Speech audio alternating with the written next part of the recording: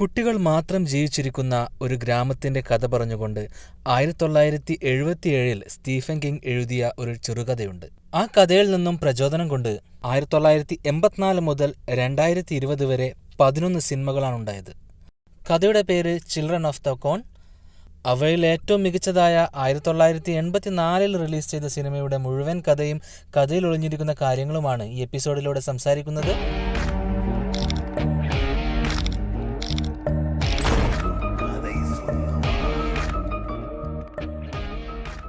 നബരാസ്കയിലെ Gatlin എന്ന കർഷക ഗ്രാമത്തിൽ നിന്നുമാണ് കഥ ആരംഭിക്കുന്നത്. ചോളം കൃഷിയാണ് ആ നാട്ടുകാരുടെ പ്രധാന വരുമാന മാർഗം. 1980 സംഭവങ്ങൾ തുടങ്ങുന്നത്. ആ വർഷത്തെ വിള കുറവായതിനാൽ പ്രത്യേക പ്രാർത്ഥനയിലായിരുന്നു ആ നാട്ടുകാരെല്ലാം. അന്ന് പള്ളിയിൽ ജോബ് എന്ന കുട്ടിയല്ലാതെ മറ്റു കുട്ടികൾ ആരും ഉണ്ടായിരുന്നില്ല. അവരെല്ലാവരും ഐസക്കിൻ്റെ കൂടെ പാടത്തേക്ക് പോയിരിക്കുകയായിരുന്നു. ജോബിൻ്റെ അച്ഛന് ഐസക്കിനെ ഇഷ്ടമില്ലാത്തതുകൊണ്ട് മാത്രമാണ് ജോബ് അന്ന് പാടത്തേക്ക് പോകാതിരുന്നത്. എന്നത്തേതും പോലെ തന്നെ പ്രാർത്ഥനയ്ക്ക് ശേഷം അവർ ഒരു കഫ്റ്റേരിയയിലേക്കാണ് ചെല്ലുന്നത്. പ്രാർത്ഥന കഴിഞ്ഞ് വന്നിരിക്കുന്ന എല്ലാവരും ആ കഫ്റ്റേരിയക്കകത്തുണ്ട്. ജോബിൻ്റെ അച്ഛൻ ടെലിഫോൺ എടുത്തുകൊണ്ട് വീട്ടിലേക്ക് വിളിക്കുകയും രോഗിയായ തൻ്റെ മകൾ സാറയെക്കുറിച്ച് ഭാര്യയോട് ചോദിക്കുകയും ചെയ്യുന്നുണ്ട്. അപ്പോഴാണ് അങ്ങോട്ടേക്ക് മാലഗായും കുറച്ച് കുട്ടികളും കടന്നു വരുന്നത്.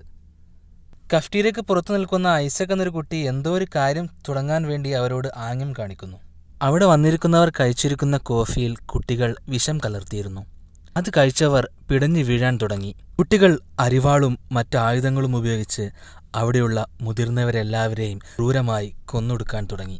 ആ ഒരു ദിവസം ആ ഗ്രാമത്തിലെ എല്ലാ മുതിർന്നവരെയും കുട്ടികളുടെ ഈ സംഘം കൊന്നു തീർക്കുന്നു. ഗ്രാമമാകെ വിജനമായി മാറിയിരിക്കുന്നു. 3 വർഷങ്ങൾക്ക് ശേഷമുള്ള സംഭവങ്ങളാണ് പിന്നീട് നാം കാണുന്നത്. വിക്കിയും അവളുടെ ബോയ്ഫ്രണ്ട് ബേർട്ടും ഒരു യാത്രയിലാണ്. നവറാസ്ക വഴി സിയാറ്റിലേക്കാണ് അവരുടെ യാത്ര. സിയാറ്റിലിൽ ഒരു ഡോക്ടറായി ജോലി തുടങ്ങാൻ പോവുകയാണ് ബേർട്ട്. അക്കാലത്ത് ഇങ്ങനെ യാത്ര ചെയ്യുന്നവർ കയ്യിലൊരു മാപ്പ് കരുതും. ആ മാപ്പ് നോക്കിയാണ് അവർ യാത്ര ചെയ്യുക. വളരെ സന്തോഷത്തോടെയാണ് അവരുടെ ഈ യാത്ര.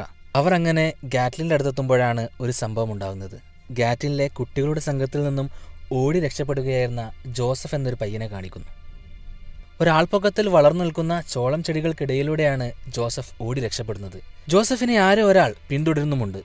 അയാൾ ജോസഫിനെ പിടികൂടുകയും ഒരു കടാര ഉപയോഗിച്ചുകൊണ്ട് ക്രൂരമായി ജോസഫിനെ കുത്തുകയും ചെയ്യുന്നു. കുത്തേറ്റ് ജോസഫ് നടുറോഡിലെത്തുമ്പോഴാണ് ബേർട്ട് ഓടിച്ചുകൊണ്ടിരിക്കുന്ന കാർ വന്ന് അവനെ ഇടിച്ചു വീഴ്ത്തുന്നത്. ബേർട്ടിന്റെ ശ്രദ്ധ അപ്പോൾ തന്റെ കയ്യിലുള്ള മാപ്പിലായിരുന്നു.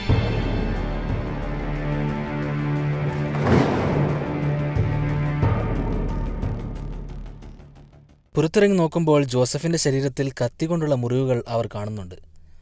എന്തോ പ്രശ്നമുണ്ടെന്ന് അവർ മനസ്സിലാക്കുകയും വിക്കിയോട് കാർ ലോക്ക് ചെയ്ത് അകത്തുനിന്നിരിക്കാൻ വേണ്ടി ബേർട്ട് പറയുന്നു. എന്താണെന്നറിയാൻ പാടത്തേക്ക് ഇറങ്ങി നോക്കുന്ന ബേർട്ട് കാണുന്നത് രക്തത്തിൽ കുളിച്ചിരിക്കുന്ന ജോസഫിന്റെ പെട്ടിയാണ്. കാറിന്റെ പിന്നിൽ ആരോ നിൽക്കുന്നതായി തോന്നിയ വിക്കി കാറിൽ നിന്നും പുറത്തിറങ്ങുന്നു. പെട്ടെന്ന് ആ ശവം എഴുന്നേൽക്കുമ്പോൾ വിക്കി തന്റെ സ്വപ്നത്തിൽ നിന്നും ഞെട്ടിയുണരുന്നു. വിക്കി കാറിനകത്ത് തന്നെയാണ്. ജോസഫിന്റെ പെട്ടിയുമെടുത്ത് പാടത്തുനിന്നെത്തിയ ബേർട്ട് ആ ശവം അവരുടെ ഡിക്കിയിലാക്കി അവർ യാത്ര തുടരുകയാണ്. പോലീസിനെ വിളിക്കാൻ വേണ്ടി ഒരു ഫോൺ അന്വേഷിച്ചാണ് അവർ മുന്നോട്ട് പോകുന്നത്. അക്കാലത്ത് മൊബൈൽ ഫോൺ ഇല്ലാത്ത കാലമാണ്. അവർ കാറിൽ പുറപ്പെടുമ്പോൾ പാടത്തു നിന്നും ആരോ അവരെ വീക്ഷിക്കുന്നുണ്ടായിരുന്നു. മറ്റൊരിടത്ത് പൊട്ടിപ്പൊളിഞ്ഞൊരു വീട്ടിൽ ഗെയിം കളിക്കുന്ന ജോബിനെയും സഹോദരി സാറയുമാണ് നാം കാണുന്നത്. അവർക്ക് ഐസക്കിന്റെ കുട്ടികളുടെ സംഘത്തിൽ ചേരാൻ തീരെ ആഗ്രഹമുണ്ടായിരുന്നില്ല. ആ സംഘത്തിലുള്ളവർ കാണാതെയാണ് അവിടെ നിന്നും അവർ പാട്ട് കേൾക്കുന്നതും ഗെയിം കളിക്കുന്നതും. പക്ഷെ അങ്ങോട്ടേക്ക് മലക്കായി വരുന്നു. മലക്കായി അവരെ പിടികൂടുകയും അവരുടെ നേതാവായ ഐസക്കിൻ്റെ അടുത്ത് എത്തിക്കുകയും ചെയ്യുന്നു. അവരുടെ വിശ്വാസപ്രകാരം കുട്ടികൾ ഗെയിം കളിക്കാനോ പാട്ട് കേൾക്കാനോ പാടില്ല. അത് പാപമാണ്. പാപം ചെയ്ത് ഇവർക്ക് ശിക്ഷ നൽകാൻ വേണ്ടി മലക്കായി ഐസക്കിനോട് പറഞ്ഞു. സാറ വരച്ചുകൊണ്ടിരുന്ന ഒരു ചിത്രം മലക്കായി ഐസക്കിന് കൈമാറുന്നതും കാണാം. ഗാറ്റിനിലേക്ക് ഒരു കാറിൽ 2 പേര് വരുന്നതാണ് ആ ചിത്രം. ഗാറ്റിനിലെ ഏക മുതിർന്ന വ്യക്തിയായ പമ്പ് നടത്തുന്ന വൃദ്ധനോട് ആ വരുന്നവരോട് ഒരു കാര്യവും പറയാൻ പാടില്ല എന്ന് പറയണമെന്ന് ഐസക് മലക്കായിയോട് പറയുന്നു. ജോബിനും സാറയ്ക്കും ശിക്ഷയില്ലേ എന്ന് ചോദിക്കുമ്പോൾ അവരെ എവിടെ നിന്നാണോ പിടിച്ചുകൊണ്ടുവന്നത് അവിടെ തന്നെ വിടാൻ വേണ്ടി ഐസക് ആജ്ഞാപിക്കുന്നു. എന്തുകൊണ്ട് ഇവർക്ക് ശിക്ഷ നൽകുന്നില്ല എന്ന് മലക്കായി ചോദിക്കുമ്പോൾ ഞാൻ എൻ്റെ നാഥൻ്റെ കൽപ്പനകൾക്കനുസരിച്ചാണ് പ്രവർത്തിക്കുന്നതെന്ന് മാത്രമാണ് ഐസക് പറയുന്നത്. മലക്കായി തല താഴ്ത്തി അവിടെ നിന്നും പോകുന്നു. യാത്ര തുടരുന്ന വിക്കിയും ബേർട്ടും ഒരു വൃദ്ധനായ മെക്കാനിക്കിനെ കണ്ടുമുട്ടുന്നു. ഗാറ്റ്ലിനിലെ ഏക മുതിർന്നയാളും അയാൾ മാത്രമാണ്. ഇയാളോടാണ് ഒന്നും മിണ്ടരുതെന്ന് ഐസക് മലക്കായിയോട് പറഞ്ഞത്. അയാൾ അവരെ സഹായിക്കാൻ തയ്യാറാകുന്നേയില്ല. ഗാറ്റ്ലിൻ വഴി നിങ്ങൾ യാത്ര ചെയ്യരുതെന്നും മറ്റു വഴിയിലേക്കൂടി പോകണമെന്നും ആ വൃദ്ധൻ അവരോട് പറയുന്നു. എന്തുകൊണ്ട് ഗാറ്റ്ലിൻ വഴി പോകാൻ പാടില്ല എന്ന് ബേർഡ് ചോദിക്കുന്നു. അവിടെയുള്ളവർ വിചിത്രമായ വിശ്വാസികളാണെന്നും അവർക്ക് പുറത്തുനിന്നുള്ളവർ ആ ഗ്രാമത്തിൽ കയറുന്നത് ഇഷ്ടമല്ല എന്നും വൃദ്ധൻ പറയുന്നു. അവർ ഗാറ്റ്ലിൻ വഴി പോകാതെ മറ്റൊരു വഴിയിലൂടെ യാത്ര തുടരുകയാണ്. ഐസക്കിനും സംഘത്തിനും ഇന്ധനം നൽകുന്നത് ഈ വൃദ്ധനാണ്. അതുകൊണ്ട് മാത്രമാണ് അയാൾ ജീവിച്ചിരിക്കുന്നതും. അയാളെ ഒന്നും ചെയ്യാൻ പാടില്ല എന്ന് മലക്കായിയോടായി ഐസക് എപ്പോഴും പറയാറുണ്ടായിരുന്നു. പക്ഷെ അത് കേൾക്കാതെ മലക്കായി അവിടെ വന്നുകൊണ്ട് ആ വൃദ്ധനെ കൊലപ്പെടുത്തുന്നു. യാത്ര തുടരുന്ന വിക്കിയും ബേർട്ടും എവിടെ നോക്കിയാലും ഗാറ്റ്ലിനിലേക്കുള്ള വഴി മാത്രമാണ് കാണുന്നത്. സൈൻ ബോർഡുകളെല്ലാം തന്നെ ഗാറ്റ്ലിനിലേക്ക് മാത്രം. ചോളത്തിൻ്റെ പാടത്ത് ഐസക്കും കുട്ടികളും കൂടിയിരിക്കുകയാണ്. ജോസഫ് ഇവിടെ നിന്നും രക്ഷപ്പെടാൻ ശ്രമിച്ചതും അവരെ കൊന്നതും ഐസക് പറയുന്നു. ഈ കുട്ടികളെല്ലാം തന്നെ ഒരു പ്രത്യേക മതവിശ്വാസികളാണ്. അവരുടെ നേതാവാണ് ഐസക്. അവരുടെ ദൈവത്തിൻ്റെ പേര് he who walks behind the rows എന്നാണ്. അതായത് വരികൾക്ക് പിന്നിലൂടെ സഞ്ചരിക്കുന്നവൻ, സർവശക്തൻ, ലോകസൃഷ്ടാവ് എന്നൊക്കെ പറയുന്ന പോലെയുള്ള ഒരു ദൈവത്തിൻ്റെ പേരാണത്. ഈ ദൈവത്തിന് മനുഷ്യനെ ബലി നൽകുന്നതാണ് ഇവരുടെ ആചാരം. 18 വയസ്സ് തികഞ്ഞവർ സ്വയം ജീവൻ ദൈവത്തിന് നൽകണം. ആദ്യം തന്നെ ഗ്രാമത്തിലെ മുഴുവൻ മുതിർന്നവരെയും കൊന്നുകൊണ്ടാണ് ഈ മതം നിലവിൽ വന്നത്. 2 വരത്തർ ഇങ്ങോട്ട് വന്നിട്ടുണ്ടെന്നും അവർ അവിശ്വാസികളാണെന്നും നമ്മുടെ പവിത്രമായ മതത്തിന് അവർ ശത്രുക്കളാണെന്നും ദൈവം ഐസക്കിനോട് പറഞ്ഞതായി ഐസക് ആ കുട്ടികളോട് പറയുന്നു. മലക്കായും എല്ലാ കുട്ടികളും ചേർന്നുകൊണ്ട് വിക്കിയെയും ബേർഡിനെയും പിടികൂടാൻ വേണ്ടി പുറപ്പെടുന്നു. പല പ്രാവശ്യം ഒരേ വഴിയിലൂടെ സഞ്ചരിച്ച് ചുറ്റിത്തിരിഞ്ഞ അവസാനം അവർ ഗാറ്റ്ലിനകത്തേക്ക് തന്നെ എത്തുന്നു. ഗാറ്റ്ലിനകത്തെത്തി നോക്കുമ്പോൾ ഒരു ശവപ്പറമ്പായ ഗ്രാമത്തെയാണ് കാണുന്നത്. വർഷങ്ങളായി ആരും ഉപയോഗിക്കാത്ത പല കെട്ടിടങ്ങളും കഫ്റ്റേരിയകളും സ്കൂളുകളും അവർ കാണുന്നു.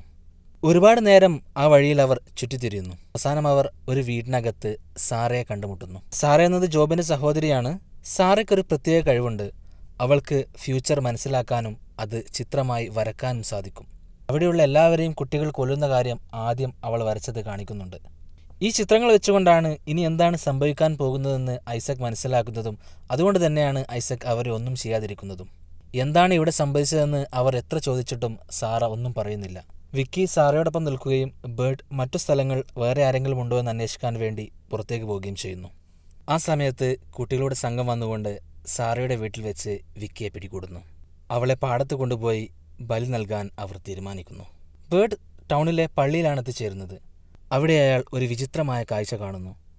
ഒരു 18കാരൻ തൻ്റെ നെഞ്ചിൽ കത്തികൊണ്ട് കുത്തി മുറിവുണ്ടാക്കുകയും ആ ചോരയെടുത്തുകൊണ്ട് മറ്റൊരു പെൺകുട്ടി കുടിക്കുന്നതുമാണ് അവർ കാണുന്നത്. 18 വയസ്സ് പൂർത്തിയായി കഴിഞ്ഞാൽ ദൈവത്തിന് ബലി നൽകാനുള്ള ആചാരത്തിൻ്റെ ഒരു ചടങ്ങാണ് അവിടെ കാണുന്നത്. ബേർട്ട് അവരെ തടയുന്നു. അവിടെയുള്ള കുട്ടികളോട് ഇത് തെറ്റാണെന്ന് പറയുന്നു. കുട്ടികൾ അയാളെ ആക്രമിക്കുന്നു.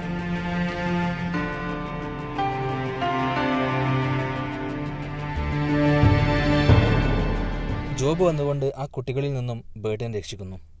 അവർ ഒളിച്ചു താമസിച്ചിരുന്ന ഒരു വീടിൻ്റെ അടിയിലുള്ള റൂമിലേക്ക് എത്തിച്ചേരുന്നു. വിക്കിയെ കുട്ടികൾ പിടിച്ചുകൊണ്ടുപോയതും ബലി നൽകാൻ പോകുന്നതുമായ കാര്യം ബേർട്ട് അറിയുന്നു. എങ്ങനെയെങ്കിലും വിക്കിയെ രക്ഷിക്കാൻ അവർ തീരുമാനിക്കുന്നു. മലക്കായി ആ പമ്പിലുള്ള വൃദ്ധനെ കൊന്ന കാര്യം ഐസക് അറിയുന്നു.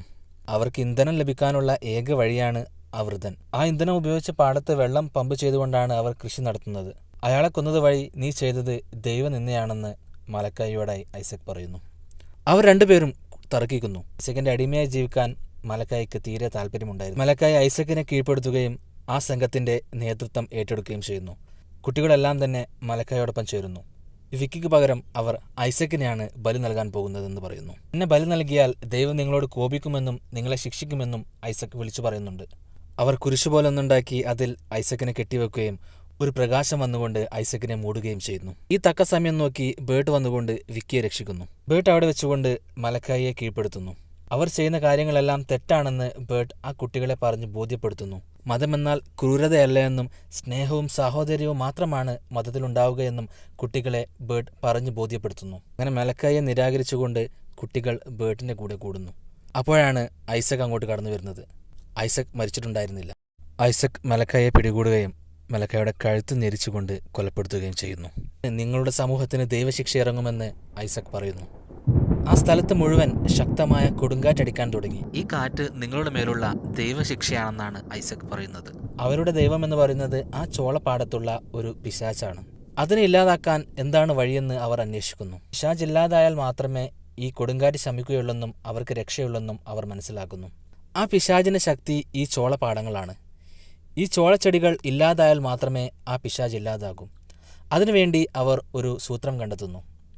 പാടത്തേക്ക് വെള്ളം സ്പ്രിങ്കിൾ ചെയ്യുന്ന വഴി അവർ ആൽക്കഹോൾ കടത്തിവിടുകയും പാടം കത്തിക്കാനും അവർ തീരുമാനിക്കുന്നു. അവിടെയുള്ള ആൽക്കഹോളിൻ്റെ ടാങ്ക് അവർ സ്പ്രിങ്ക്ലറിൻ്റെ മോട്ടോറുമായി കണക്ട് ചെയ്യാൻ ശ്രമിക്കുന്നു. അതിനിടയിൽ ആ ചെടികൾ അയാളെ ആക്രമിക്കുന്നു. ജോബ് വന്നുകൊണ്ട് ബേർട്ടിനെ രക്ഷപ്പെടുത്തുന്നു. ബേർട്ട് ചെന്ന് മോട്ടോർ ഓണാക്കുകയും പാടത്ത് മുഴുവൻ ആൽക്കഹോൾ പടർത്തുകയും ചെയ്യുന്നു. അതിനുശേഷം ഒരു കുപ്പിയിൽ തീ പടർത്തിക്കൊണ്ട് ബേർട്ട് അതെടുത്ത് പാടത്തേക്ക് എറിയുന്നു. പക്ഷേ അത് പുല്ലില്ലാത്ത സ്ഥലത്താണ് വന്നു വീഴുന്നത്. അത് കത്തുന്നില്ല. അതെടുക്കാൻ വേണ്ടി അങ്ങോട്ട് ചെല്ലുമ്പോൾ അവിടെയുള്ള പിശാച് അവരെ ആക്രമിക്കുന്നു. വളരെ കഷ്ടപ്പെട്ട് അവിടെ ചെന്ന് ആ കുപ്പിയെടുത്ത് വീണ്ടും പുല്ലുള്ള സ്ഥലത്തേക്ക് എറിയുകയും പാടം മുഴുവനായി കത്തി നശിക്കാൻ തുടങ്ങുകയും ചെയ്യുന്നു.